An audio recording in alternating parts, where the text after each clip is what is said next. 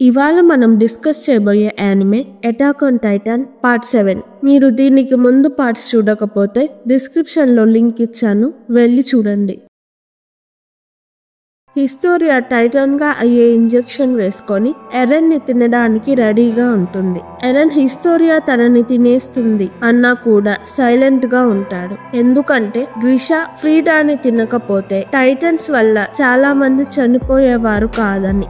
Earned అసలు నేను Titan అయి ఉండకూడదు, నన్ను తిని నువ్వు ఫౌండింగ్ టైటాన్ అయ్యి హ్యుమానిటీని కాపాడు అని హిస్టోరియాతో అంటాడు. హిస్టోరియాకి ఎరెన్ ని తినాలనిపించదు. రైస్ హిస్టోరియాని ఇంజెక్షన్ వేసుకోమని బలవంతం చేస్తాడు. హిస్టోరియాకి ఒక డౌట్ వస్తుంది. వందల ఏళ్ల నుంచి రైస్ ఫ్యామిలీకి టైటన్స్ ని చంపేసే పవర్ ఉంటే ఇప్పటిదాకా టైటన్స్ ని ఎందుకు చంపలేదు అని. రైస్ ఇదంతా క్రియేట్ చేసిన కింగ్ టైటన్స్ ఉంటేనే మనం ప్రశాంతంగా ఉంటాము అనేవాడు.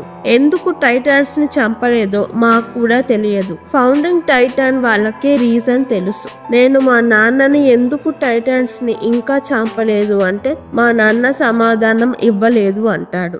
హిస్టోరియాకి యూమిర్ చెప్పిన మాటలు గుర్తొస్తాయి. నువ్వు నీ కోసమే బ్రతుకు, ఇంకొకళ్ళ కోసం కాదు అని. హిస్టోరియాకి రైస్ మీద నమ్మకం ఉండదు. హిస్టోరియా ఇంజెక్షన్ కింద పడేస్తుంది. ఇంజెక్షన్ లో ఉన్న లిక్విడ్ కింద పడిపోతుంది. రైస్ కి కోపం వస్తుంది. హిస్టోరియా రైస్ ని తన్ని కీస్ తీసుకొని ఎరెన్ ని విడిపించడానికి వెళ్తుంది. రైస్ ఇంజెక్షన్ దగ్గరికి వెళ్లి, నాన్న, తమ్ముడు, ఫ్రీడా, నేను మీ దగ్గరికి వస్తున్నాను అని ఇంజెక్షన్ నుంచి కింద పడిన లిక్విడ్ ని నాకుతాడు.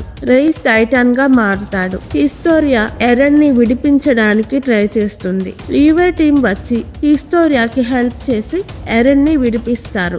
ఆర్మిన్ హాంజీని బయటికి తీసుకువెళ్తాడు.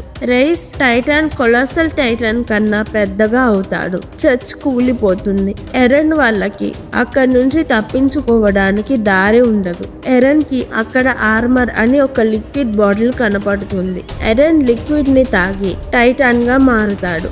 ఎరెన్ షీల్డ్ ని క్రియేట్ చేయగలడు. షీల్డ్ తో చర్చ్ కూలిపోకుండా ఆపుతాడు. రైస్ టైటాన్ బయటికి వెళ్తుంది. ఎర్విన్ టీం కూడా అక్కడికి వెళ్తారు. టైటాన్ రైస్ పాక్కుంటూ వాల్షీనా ఉన్న వైపు వెళ్తాడు. ఎర్విన్ టీం టైటాన్ ని ఆపాలి అని చూసినా టైటాన్ ఆగదు. యాక్చువల్ గా గ్రిషా హ్యూమానిటీని కాపాడాలి అని ఇదంతా చేశాడు.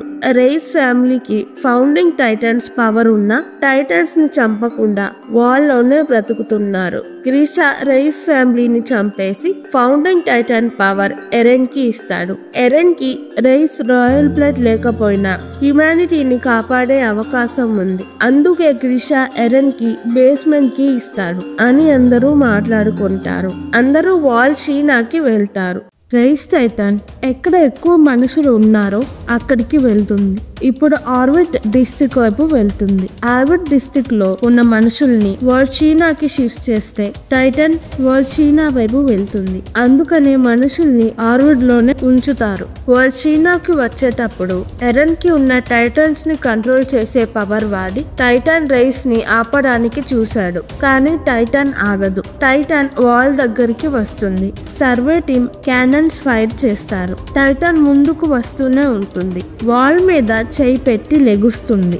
సర్వే టీం గన్ పౌడర్ ని టైటాన్ కాళ్ళ దగ్గర, చేతుల దగ్గర వేసి పేలుస్తారు. టైటాన్ పాకుతూ వాల్ వరకు వచ్చింది కాబట్టి టైటాన్ కి మొహం ఉండదు. ఎరెన్ టైటాన్ అయ్యి గన్ పౌడర్ రైస్ టైటాన్ నోట్లో వేస్తాడు. టైటాన్ పేలిపోతుంది. కెన్నీ టీం అందరూ చనిపోతారు. కెన్నీ ఒక్కడే బ్రతుకుతాడు. కానీ చాలా పెద్ద గాయాలవుతాయి. కెన్నీ రైస్ తమ్ముడు యూరికి రెస్పెక్ట్ ఇస్తాడు.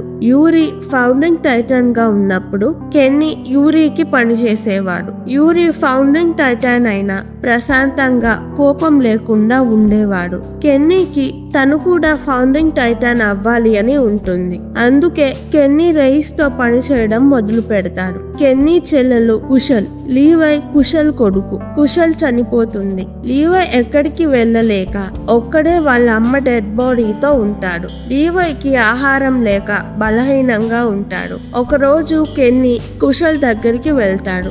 అక్కడ లీవైని చూస్తాడు. లీవైకి ఫుడ్ పెట్టించి కెన్నీ లీవైకి ఫైటింగ్ నేర్పిస్తాడు.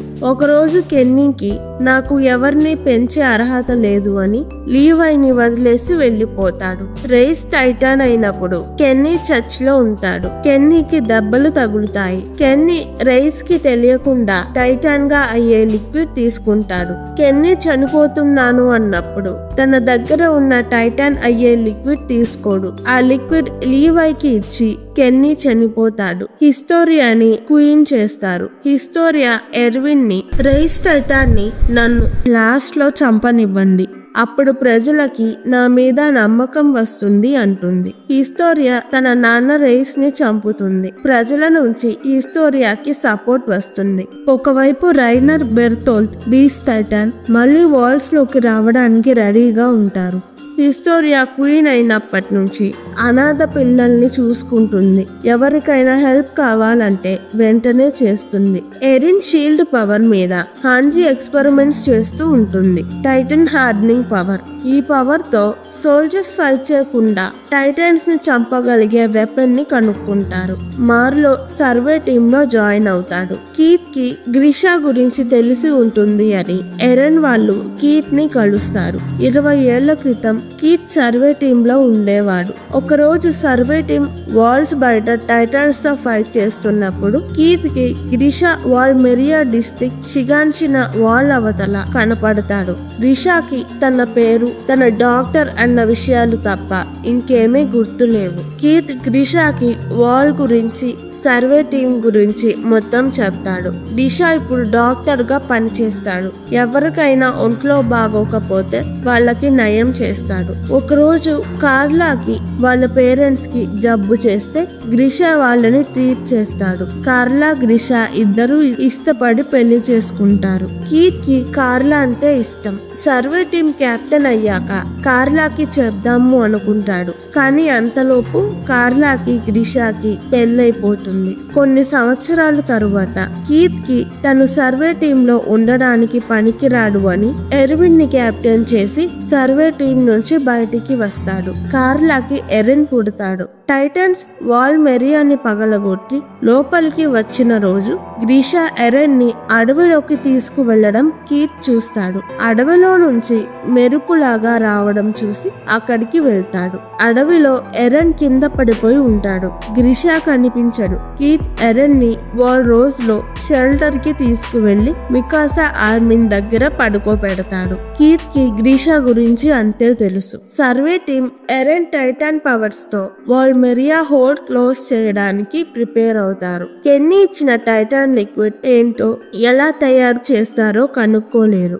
ఎర్విన్ లిక్విడ్ ని లీవైకి ఇచ్చి జాగ్రత్తగా ఉంచమంటాడు. అన్ని టైటాన్స్ ని ఓడించి వాల్ బయట ఉన్న ప్రపంచం, సముద్రం, ఎడారి, మంచు కొండలు అన్నిటినీ చూడాలని ఎరెన్, ఆర్మిన్, మికాసా మాట్లాడుకుంటారు. తరువాత రోజు సాయంత్రం సర్వే టీం వాల్ మెరియాని తిరిగి తెచ్చుకోవడానికి వెళ్తారు. ఇప్పటిదాకా ఎవరు సర్వే టీం కి సపోర్ట్ చేయలేదు. ఇప్పుడు జనాలు సర్వే టీం కి ఆల్ ద బెస్ట్ చెప్తూ సపోర్ట్ చేస్తారు.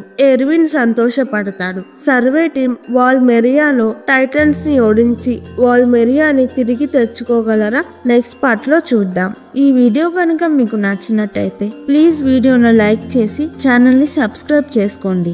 ఇలాంటి యానిమే కావాలంటే కింద కామెంట్స్ లో చెప్పండి. నేను తప్పకుండా ఎక్స్ప్లెనేషన్ వీడియో చేస్తాను. Thank you. మళ్ళీ వచ్చే వీడియోలో కలుద్దాం.